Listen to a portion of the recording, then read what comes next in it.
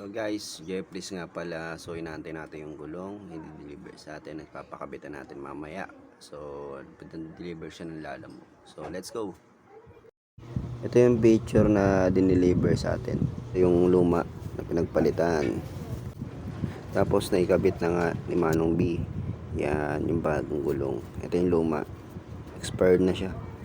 Kasi manipis na yan. Tapos bumili rin tayo ng pan-chainsaw natin. So yung binili ko pa lang Shell Advance. Ito siya. May kasama na siyang gear oil. Talagang 295. Okay na yan. So maganda yung pagkaka-gear oil natin. No? Kasi itim lang siya. Hindi sa yung milk tea. Okay pa rin yan. Pero syempre kailangan natin palitan. Ilang buwan na rin yan.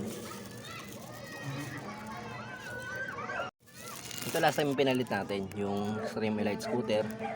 So ngayon mapalit tayo ng Shell Advance kasi ito mas trusted ako dito. Pero okay pa naman yung oil nito niyan. Kaya lang papalitan na natin para hindi magkaroon ng problema sa makina kasi mabigat pag makina. Tapos ito yung pinalit natin gulong kanina, power tire yan. Mura ko lang nabili ito, 610. Kasama na siyang pito, saka ayun, sealant. So ito trusted ko na to, tagal ko nang palit. Yung makapal yan, saling ko na to. Ano pa yan, may time na siya, syempre lagi mo siya ginagamit So ayan, ang ganda pa niyan, hindi siya napasukan ng tubig. Yan, malinaw pa. Ito gagamitin ko to sa mga bike, sidecar, para sa mga kadena, diba pa. Yun lang. So tapos na nga tayo maglagay ng gear oil, Ito, yan. Sa aking rusigala, tapos ito yung sa ilalim. So yan. Okay na, may linis na. Punasan ko na lang siya. Para tapos titignan ko kung may siya. Okay naman siya. Gusto na yan. So ayun guys, natanggalan natin gamit yung wrench natin 17, Yan. Maganda pa yung oil niya. Extreme 1 yan. Medyo maambon lang kasi ngayon kaya nag-ano. Pero ang ganda pa ng oil niya. Yan siya, Sulit. Kaya lang chainsaw natin gawa. July pa ako ng July ng in month. So ngayon, mag-October na. Pa lang, September 29. Yan. Pero sulit. Hindi siya masyadong itim. Yan extreme 1 yan. Pero ngayon gagamit tayo ng Shell Advance. Okay na yan. Ko lang, igiyan ko lang to. Papatulungan ko lang siya hanggang sa mawala na yung mga tumutulo. And then, sa akong papalit. Yun lang guys, bubuksan ko yung kabila. Binuksan ko na siya para madali siyang tumulo. And then nga pala, pag mag-chainsaw kayo, kailangan papainitin nyo muna yung makina konti. Para mabilis siya tumulo. Tulad yan, mabilis na siya tumulo sa akin. Kaya goods. Tapos ko lang siya, tutuyuan.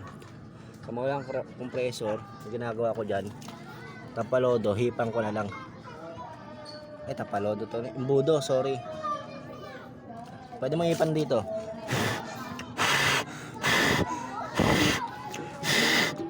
Yan, para umano siya. Yan, antayin nyo lang siya tumulo ng tumulo. Kung wala na yung tumutulo, pwede mo nalagyan ng langis yan. Kasi ibig sabihin nakababa na yung mga oil yan. Kasi may mga last na strain sa gearings. So yun. Kasi ako nag-i-engine flashing din. So yan, medyo bago. Saka malinis pa naman yung aking makina. Kaya di ko pa need mag-engine flashing.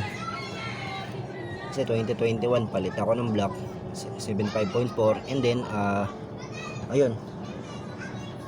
Kaya medyo fresh pa yan. Ayan, sasalinan natin siya ng Shell Advance. Yan. 10W and 40. Ito yung mas magandang klase ng oil. Synthetic base scooter. Pero ang bago nito yung pero ito maganda kasi meron siyang active cleansing technology, which is inaral talaga ng mga chemist and engineer. Ayun lang. Binili ko to mismo sa Michelle. Lang siya, may kasama siyang gear oil. Ayun lang. Ito kasama niya kanina. Ayan. So ngayon salin na natin yan. So ang pagsali nito ay dahan-dahan lang. Kaya yan. Dahan-dahan lang. Oops, tumatapon pa. Sayang yun. Pero yan, dahan-dahan lang tayo.